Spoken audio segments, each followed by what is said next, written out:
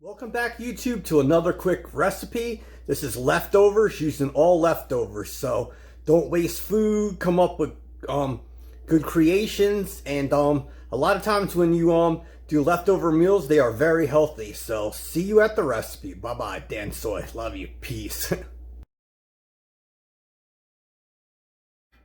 Okay, YouTube. We have grilled chicken here. So we're gonna just cut this, and since this is a leftover recipe, there's really no rhyme or reason for these cuts. You can switch them up and cut this whichever way you want, because we're going to mix this with other things. Okay, YouTube, so take avocado oil and put some in that pot. And then you can see that I diced up that chicken. Throw that in there. Then we'll go to the next step. Okay, YouTube. So I have a red onion left over here. So cut this up. And like I said, since this is a leftover recipe, and we're going to combine it with orzo, the cuts or the dice does not matter. So it's all personal preference. If you want to cut things small like that, do it.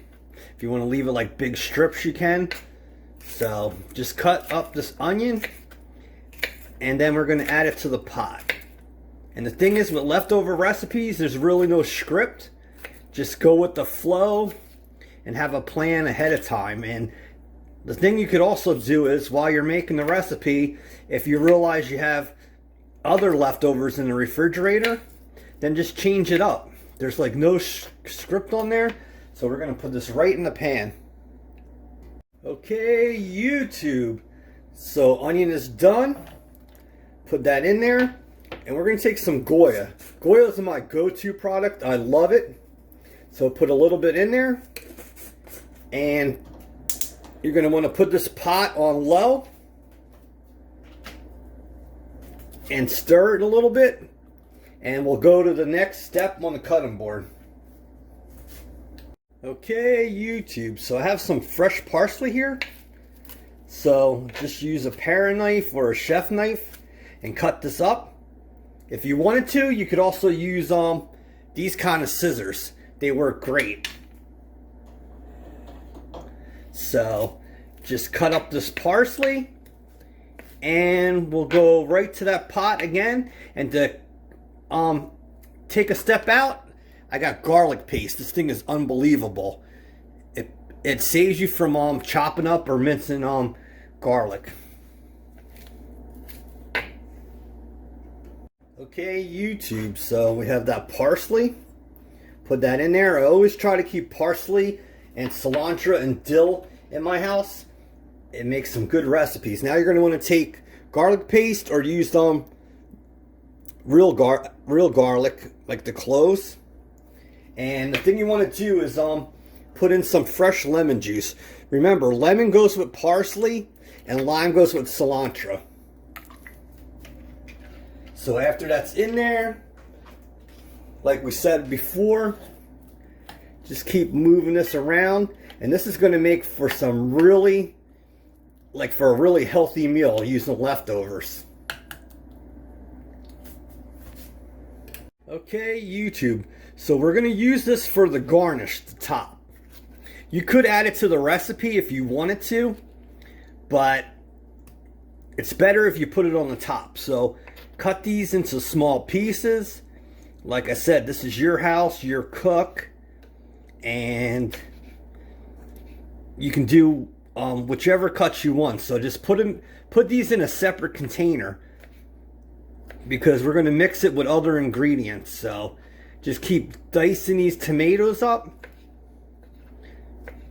And the thing you're going to want to do is, after you're done, just pour all the liquid into there.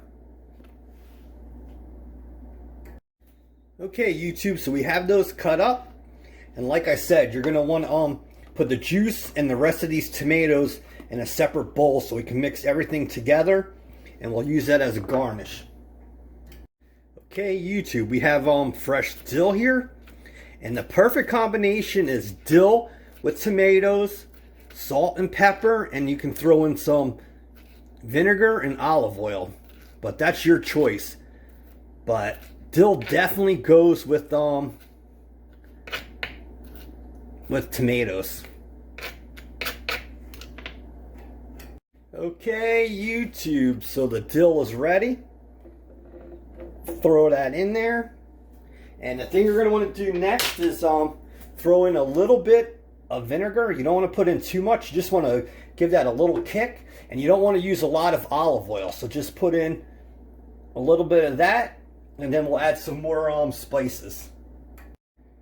Okay, YouTube, so put in the black pepper that you prefer.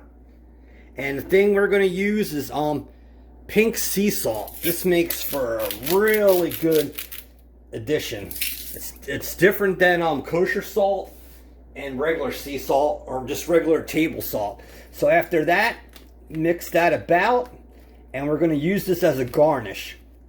If you want it, like I said, you could put it in the recipe itself, but it's a lot better if you just put it on top. So we're going to go right back to the pan and throw the remaining stuff in there. And we're almost done. And this is a leftover recipe. Okay, YouTube. So we had this on low while we were doing the other prep. Now take your leftover orzo. And this one I added peppers to it. And put that in there. And the thing you're going to want to do next is, since there's other seasoning in this, and there's going to be salt in the tomato dill, take like an all-purpose seasoning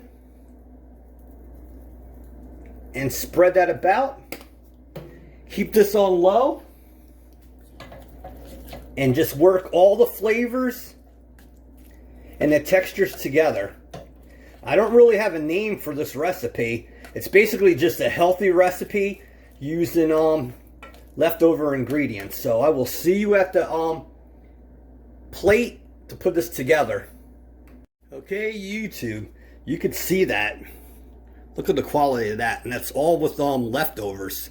So why waste it? So the thing you can do is come here and just add that dill and tomato mixture.